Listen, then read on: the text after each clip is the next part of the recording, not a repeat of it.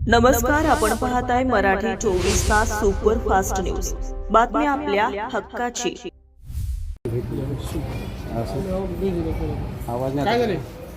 काय आम्ही जिल्हाधिकाऱ्यांना भेटण्यासाठी आलो असता त्या ठिकाणी आरडीजी असतील, जिल्हाधिकारी असतील, जिल्हाधिकारी कार्यालयातला एकही माणूस आज जागेवर नसून निवेदन घ्यायला भीती वाटते का असा प्रकार या ठिकाणी घडलेला आहे की पवनचक्कीच्या या भ्रष्ट कारभाराला घाबरून प्रशासनाचा अधिकारी साधं निवेदन घ्यायला सुद्धा तयार होत नाही ही किती शोकांतिक गोष्ट आहे। एका बाजूला एक महिला, विधवा महिला आहे, त्या महिलेला अत्याचार करून तिच्यावर खोटे गुन्हे दाखल करायचं काम करतंय आणि प्रशासनाला एक निवेदनाचं घेऊन एक सामाजिक पद्धतीने एक शेतकरी संघटनेच्या विभागातून एक निवेदन दिलं।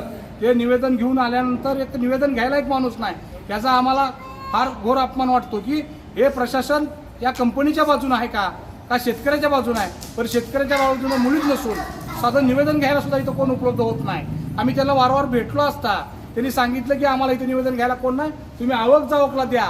की इतका घोर अपमान या ठिकाणी होतोय, मग सामान्य माणसानं जगायचं का मरायचं हा प्रश्न निर्माण व्हायला आहे। एका बाजूला बघितलं तर एक विधवा महिला आहे, त्या महिलेला मारहाण होते आहे, खोटे गुन्हे दाखल यांच्यावर होते, अशा गोष्टी या ठिकाणी चालतात।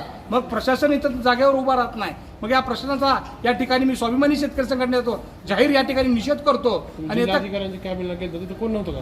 तिथं जिल्हाधिकाऱ्यांच्या कॅबिनला गेलं, तिथं कोण नव्हतं, त्यांना संबंधित अधिकाऱ्यांना विचारलं। आरडीजी साहेबांना भेटायचं निवासी हो, आरडीजी साहेबांना भेटलं, तिथे बी माणूस नाही आहे, दुसरा अधिकारी कोण घ्यायला तयार नाही। म्हणजे मग पवनचक्कीचा एवढा दबदबा आहे का, जिल्हाधिकारी कार्यालय एवढा दबदबा आहे का, हा प्रश्न आमच्या समोर उभा राहिलेला आहे। येत्या काळामध्ये जर या घटनेचा काय या महिलेला जर काय झालं तर याचा वनवा, याचा जिम्मेदार पूर्ण प्रशासन राहील। 1984 आणि 85 मधील हे प्रकरण आहे। गेल्या पावसाळ्यापासून म्हणजे जुलै महिन्यापासून हे प्रकरण सुरू झालेलं होतं। तेव्हा पिकामध्ये जे आहे उभं पीक होतं सोयाबीन आणि तुरीचं, त्या पिकामधून कोणतीही पूर्वसूचना नोटीस न देता डायरेक्ट कोण्या कंपनीच्या बड्या यांनी गुंडांनी वगैरे सर्व आणि पोलीस प्रशासनाच्या मदतीनं डायरेक्ट तारा उडायला सुरू केलं होतं। त्याला सुरुवातीला विरोध केलं तर त्यांनी मारहाण केली। रात्री 12 वाजताचं हे प्रकरण झालं होतं। पहिल्यांदा चोरी चपारीनं डायरेक्ट येऊन त्यांनी तारा उडायचं षडयंत्र रचलं होतं आणि याला मूकसंमती जी आहे प्रांत अधिकारी, तहसीलदार तसेच स्थानिक पोलीस प्रशासनाचे आहे, हे सर्व एकमेकाला मिळालेले आहे। पोलीस कंपनीने जे आहे पूर्णतः यांना जे आहेत काळाबाजाराने काहीतरी यांना पुरवलेलं आहे आणि त्यामुळे यांची सगळ्यांची तोंडं दाबली गेलेली आहेत। एक महिला शेतकरी आहेत दोन्ही गटाच्या, त्या महिला शेतकऱ्यांनी जवळपास जुलै, ऑगस्ट, सप्टेंबर, ऑक्टोबर असे सलग 3 महिन्यात त्यांच्या पिकाची नासाडी केली।